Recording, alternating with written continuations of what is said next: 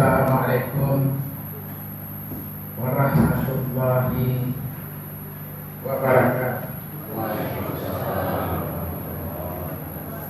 Allahu Akbar, Allahu Akbar, Allahu Akbar, Allahu Akbar, Allahu Akbar, Allahu Akbar, Allahu Akbar, Allahu Akbar, Allahu Akbar, Allahu Akbar, walillahil hamd. Allahu Akbar kabira, walhamdulillahi katsira, wa subhanallahi bukratan wa asila. La ilaha illallah wallahu akbar. Allahu Akbar, walillahil hamd. Innal hamdalillah nahmaduhu wa nasta'inuhu wa nastaghfiruh. Wa na'udzu billahi min shururi anfusina wa min sayyiati a'malina. May yahdihillahu fala mudilla lahu wa may yudlil fala hadiya lahu. Asyhadu an la ilaha illallah wahdahu la syarika lahu wa asyhadu anna Muhammadan abduhu wa rasuluh. Allahumma shalli wa sallim ala Muhammad wa ala alihi wa sahbihi ajma'in. Amma ba'd. Ya ayyuhalladzina amanu taqullaha haqqa tuqatih wa la tamutunna illa wa antum muslimun. Ya ayyuhan nasu taqu rabbakum alladzi khalaqakum min nafsin wahidah wa khalaqa minha zawjaha wa bassa minhuma rijalan katsiran wa nisaa'a wattaqullaha alladzi tasaaluna bihi wal arham innallaha kana 'alaikum raqiba. Ya ayyuhalladzina amanu taqullaha wa qulu qawlan sadida. Allahu Akbar, Allahu Akbar, Allahu Akbar, walillahil hamd. Jamaah salat Idul Fitri rahimakumullah. Pada hari raya Idul Fitri hari ini, takbir menggema menyelimuti angkasa, dari desa sampai ke kota-kota, dari masjid-masjid sampai ke musala-musala, dari rumah keluarga berada sampai keluarga papa. Takbir berkumandang di seluruh jagat raya.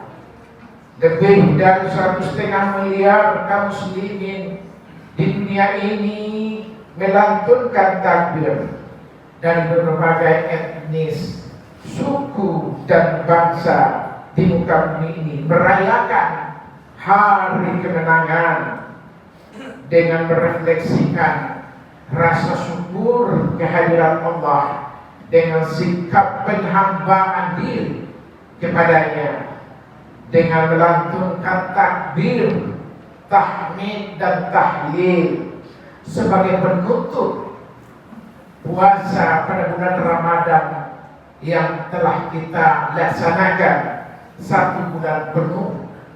Allahu Akbar, Allahu Akbar, Allahu Akbar, walillahil hamd. Jamaah salat Idul Fitri rahimakumullah. Semoga saja kita semuanya, termasuk para sa'imin, orang yang melakukan puasa, yang akan mendapatkan kebahagiaan, yaitu sebagaimana disebutkan oleh Rasulullah sallallahu alaihi wasallam, lisaini farhatani, farhatun inda fitri wa farhatun inda liqa'ir rabbi. Ada 2 kebahagiaan orang yang berpuasa.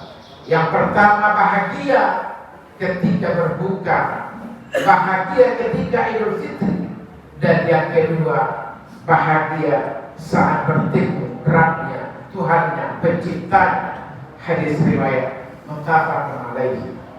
Setelah sebulan penuh kita melaksanakan ibadah puasa dengan semangat iman dan mengharapkan balasan daripada Allah semata, ihtisaban, maka memasuki hari raya hari ini, Idul Fitri, berarti kita kembali kepada fitrah, kepada kesucian, Sebagaimana Rasulullah menyampaikan dalam sebuah hadisnya dari Abu Hurairah radhiyallahu anhu, "Man shama Ramadana imanan wa ihtisaban, ghufira lahu ma taqaddama min dhanbi." Siapa yang berpuasa pada bulan Ramadan karena iman dan hanya mengharapkan balasan daripada Allah, maka Allah akan mengampuni dosa-dosanya yang telah lalu. Begitu pula man shama Ramadana imanan, man shama Ramadana, man qama Ramadana imanan wa ihtisaban, ghufira lahu ma taqaddama min dhanbi.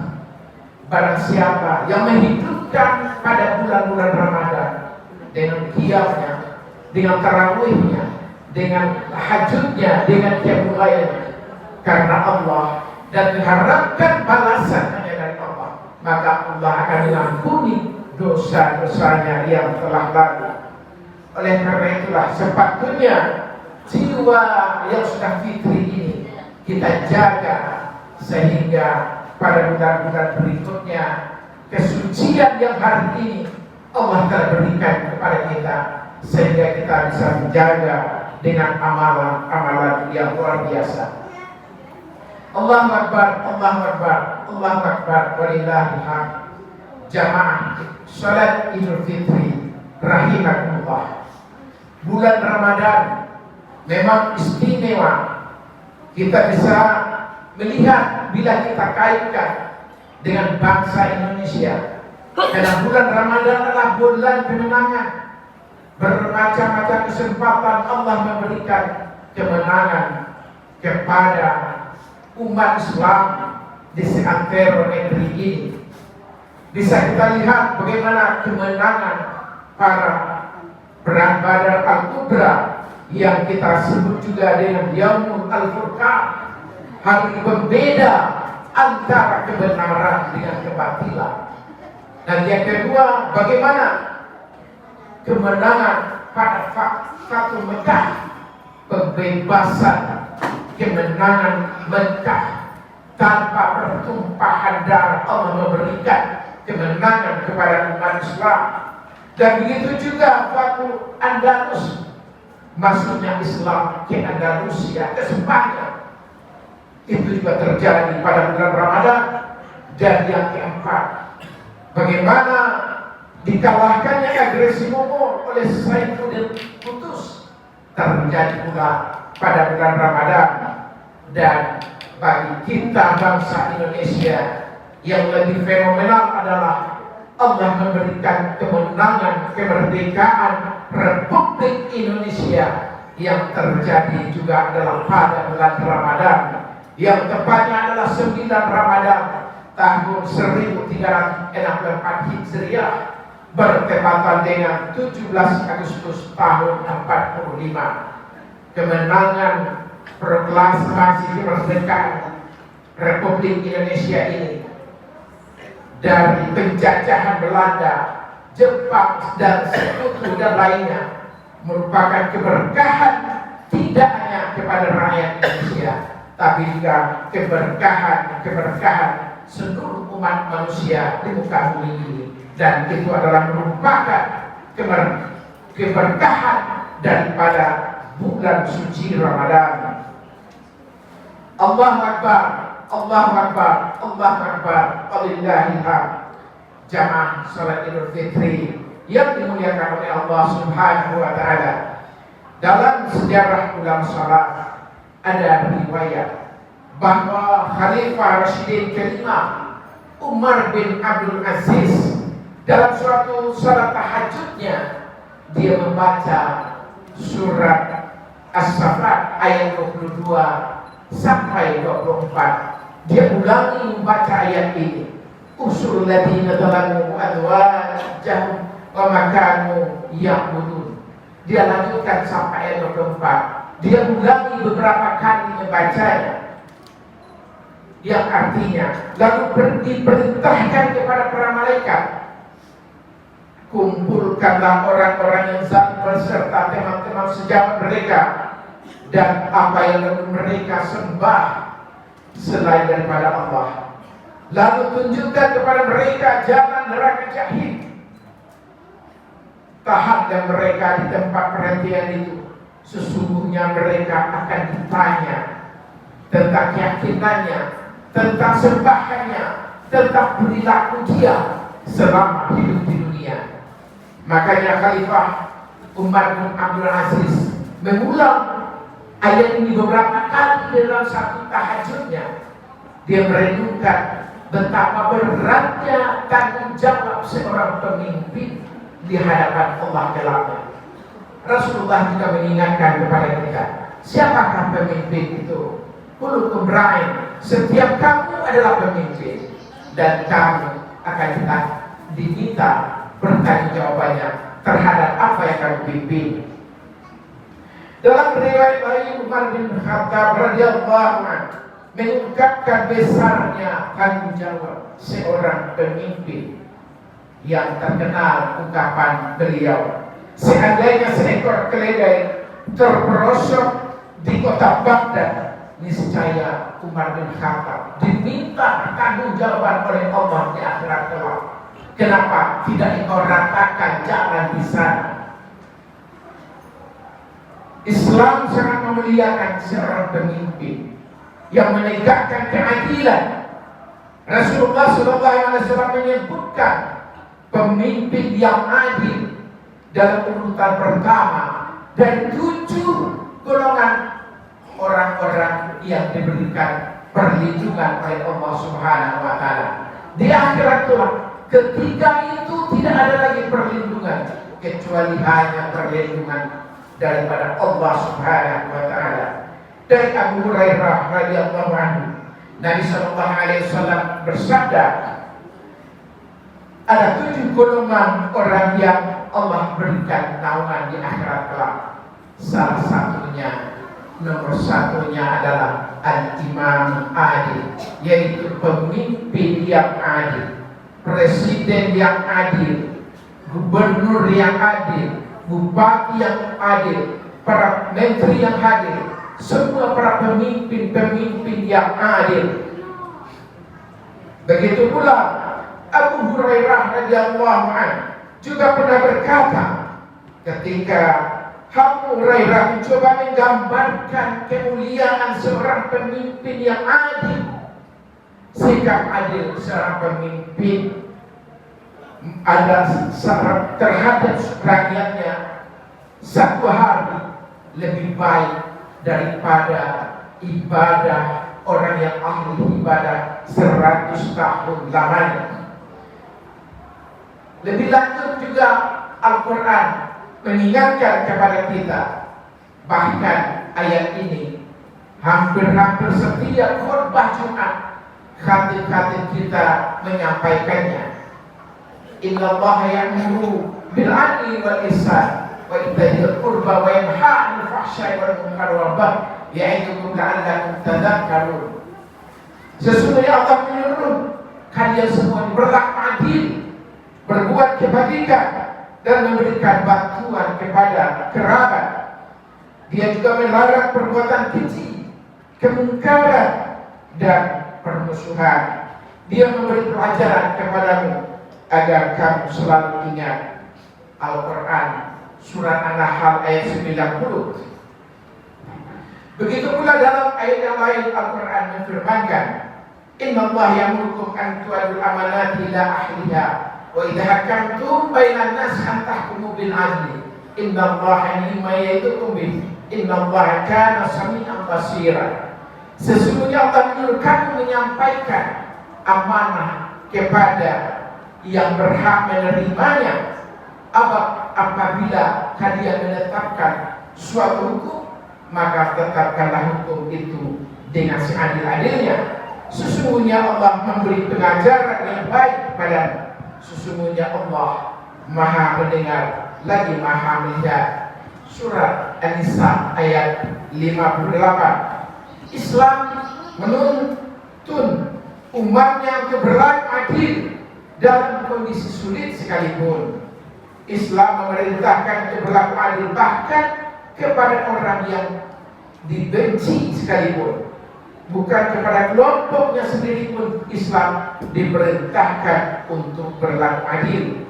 Sikap tidak adil yang bisa mengakibatkan kezaliman terhadap orang dibenci, namun Islam menuntun muslim menahan emosinya dan mengindahkan sikap adil itu. Keadilan harus ditegakkan meskipun terhadap orang yang dibenci. Terkait ini Allah berfirman di dalam Al-Quran, ya ayyuhalladzina amanu kunu qawwamina lillahi syuhada'a bil qisti wa la yajrimannakum shana'anu qaumin alla ta'dilu ya'dilu huwa aqrabu littaqwa wattaqullaha innallaha khabirun bima ta'malun. Wahai orang-orang beriman, jadilah kamu penegak kebenaran karena Allah dan saksi yang bertindak dengan adil, dan janganlah kebencianmu terhadap suatu kaum mendorong kamu untuk berlaku tidak adil. Berlaku adillah karena adil itu lebih dekat dengan takwa. Bertakwalah kepada Allah. Sesungguhnya Allah Maha teliti terhadap apa yang kamu kerjakan. Demikian surah Al-Maidah ayat 8. Dalam kehidupan sosial kemasyarakatan, mengindahkan keadilan akan melahirkan keharmonisan, menjauhkan kedengkian dan permusuhan di tengah-tengah umat dan bangsa. Allah secara khusus juga telah mengecam siapa yang berlaku curang, yang berlaku tidak benar, yang berlaku tidak jujur, baik terhadap bermuamalah maupun terhadap kehidupan bermasyarakat, berbangsa dan bernegara. Maka Allah memberikan peringatan di dalam surat Al-Mutaffifin, wailul lil mutaffifin alladzina idza qalu 'alan nasi yasrafun wa idza qaluhum aw wadanuhum yukhsirun ala yadunnu ulaika annahum mahmudun liyaumin adzim. Yang artinya celakalah orang-orang yang curang dalam menakar dan menimbang. Mereka adalah orang-orang yang apabila menerima takaran dari orang lain, mereka meminta dipenuhi. Sebaliknya apabila mereka menakar atau menimbang untuk orang lain, mereka justru menguranginya. Tidakkah mereka mengira bahwa sesungguhnya mereka akan dibangkitkan pada suatu hari yang besar, yaitu pada hari kiamat kelak? Demikian surah Al-Mutaffifin ayat 1 sampai 5-nya. Allah mengingatkan kepada siapapun, kepada pribadi-pribadi kita, sampai juga kepada para pemimpin yang paling tertinggi. Allah mengingatkan agar tidak melakukan kecurangan-kecurangan, agar selalu melakukan kejujuran-kejujuran. Hal ini maka konteks kita hari ini sangat pas sekali kita sampaikan ayat ini, karena baru saja kita menyelenggarakan pemilu yang sangat diramaikan, yang banyak dugaan-dugaan terjadi, manipulasi, kecurangan-kecurangan, ketidakjujuran, ketidakbenaran yang dilakukan oleh mereka yang hari ini menjadi pemimpin di tengah umat dan bangsa. Makanya Islam melalui ayat-ayat Al-Qur'annya memberikan peringatan kepada kita. Lebih lanjut Allah berfirman, waqimul wazna bil qisti wa la tusirul midan. Tegakkanlah timbangan dengan seadil-adilnya dan janganlah kamu mengurangi timbangan itu. Surat Al-Quran Ar-Rahman ayat 9. Rasulullah juga bersabda dalam sebuah hadisnya, Anas bin Malik radhiyallahu anhu, Rasulullah bersabda, hati-hatilah terhadap doa orang yang teraniaya meskipun dia orang kafir, karena doa orang yang teraniaya tidak ada batas dengan beratnya. Hadis riwayat daripada Ahmad. Dikisahkan pula Khalifah bin Umar bin Khattab radhiyallahu pernah menghukum putra seorang gubernur Mesir yang mencambuk seorang kafir zimmi tanpa kesalahan dengan hukuman serupa. Karenanya keislaman dan kekufuran suatu negeri bukanlah penghalang untuk menegakkan kebenaran, untuk menegakkan kejujuran, untuk menegakkan supremasi hukum di tengah-tengah masyarakat. Terkait ini kita ingat dengan pesan Syekhul Islam Ibnu Taimiyah. Dia pernah berujar, sesungguhnya Allah menegakkan negara yang adil meskipun negara itu kafir, dan menghancurkan negara yang zalim meskipun adalah negara-negara orang muslim yang banyak di dalamnya. Walhasil, seluruh kaum muslimin berkewajiban untuk menegakkan kejujuran, untuk menegakkan kebenaran, untuk melawan kebatilan dan menegakkan kebenaran di tengah-tengah kehidupan umat dan bangsa. Allahu Akbar, Allahu Akbar, Allahu Akbar, walillahil hamd. Jamaah salat Idul Fitri rahimakumullah. Kalau kita telusuri secara jeli, kenapa bangsa ini terus-menerus mengalami keterpurukan, adalah dikarenakan terjadinya krisis moral, adalah karenakan terjadinya krisis karakter, terutama adalah para pemimpin bangsa ini. Bangsa yang tidak berkarakter, atau dalam agama sering disebut dengan persoalan akhlak para pemimpin, akhlak bangsa ini. Maka ada seorang pujangga Islam, dia melukiskan, dia adalah seorang pujangga yang berasal dari Mesir, mengatakan innamal umamul akhlaqu ma baqiyat fa inhum dhahabat akhlaqu dhahabu. Artinya sesungguhnya eksistensi suatu bangsa adalah pada akhlaknya. Jika akhlak sudah hilang, maka hakikatnya telah hilanglah eksistensi bangsa itu. Oleh sebab itulah kita diingatkan, mari kita menjaga akhlak, mari dari akhlak individu kita sampai akhlak bermasyarakat kita, akhlak para pemimpin kita, dengan meneladani apa yang diajarkan Allah dan Rasulnya. Sebaliknya pemimpin yang tidak beriman, tidak mengetahui serta menjalankan ajaran agamanya, akan melahirkan bencana, kerusakan, keburukan, bahkan azab daripada Allah Subhanahu wa taala. Sebagaimana sabda Rasul sallallahu alaihi wasallam, apabila Allah menghendaki pemimpin mereka orang yang bijaksana dan dijadikan ulama-ulama mereka menangani hukum dan peradilan, juga Allah jadikan harta benda di tangan orang-orang yang dermawan. Namun jika Allah menghendaki keburukan bagi suatu kaum, maka Dia menjadikan pemimpin mereka orang-orang yang berakhlak rendah, dijadikannya orang-orang yang dungu, orang-orang yang bodoh, menangani hukum dan peradilan, dan harta berada di tangan orang yang kikir. Hadis riwayat Dailami. Allahu Akbar, Allahu Akbar, Allahu Akbar, walillahil hamd. Hadirin jamaah Idul Fitri rahimakumullah. Sejarah Islam yang harum telah membuktikan kepada kita bahwa Umar bin Khattab rela tidur di bawah pohon dan hanya memiliki selembar baju karena empati dan perhatian terhadap kondisi ekonomi rakyatnya.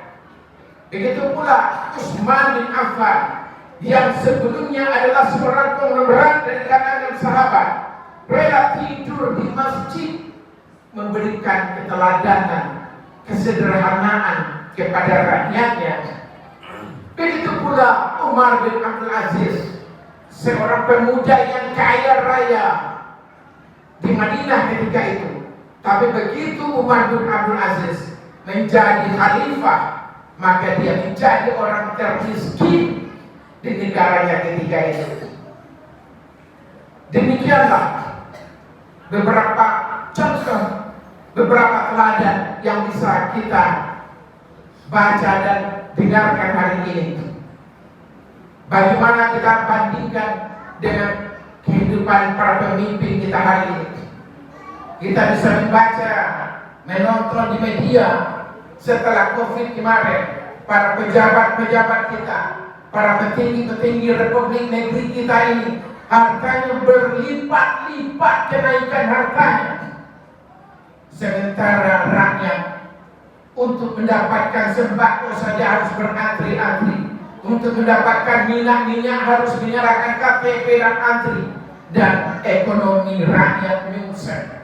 Dan para pejabatnya berpesta-pora dengan harta-harta rampokan daripada rakyat.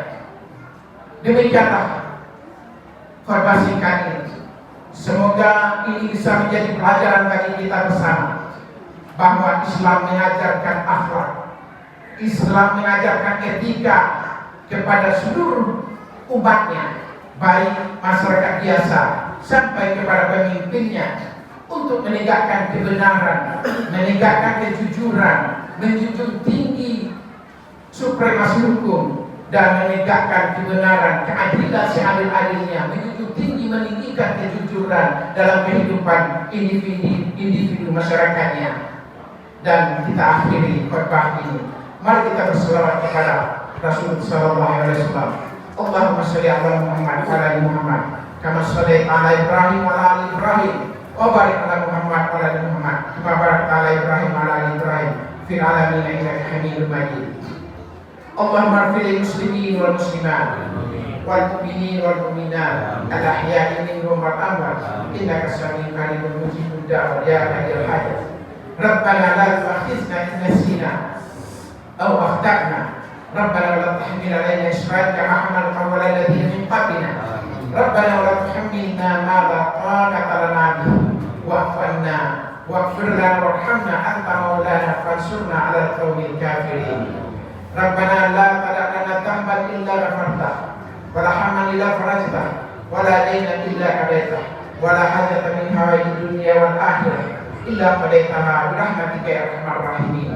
Allahumma inna nas'aluka al-huda wat-tuqa wal-'afaf wal-ghina. Allahumma fil muslimin wal muslimat wal mu'minin wal mu'minat al-ahya'i wal amwat innaka sami'un qaribun mujibud da'wat ya hadiyal hajat. Rabbana atina fid dunya hasanah wa fil akhirati hasanah wa qina azabannar. Wassallallahu ala sayyidina Muhammad wa ala sayyidina Muhammad. Subhana rabbika rabbil izzati amma yasifun. Wassalamun ala al-mursalin. Walhamdulillahi rabbil alamin. Taqabbalallahu minna wa minkum. Taqabbal ya karim. Wabillahi taufiq wal hidayah. Assalamualaikum warahmatullahi wabarakatuh. Waalaikumsalam. Sallallahu alaihi wasallam. Assalamualaikum warahmatullahi wabarakatuh. Laporan penerimaan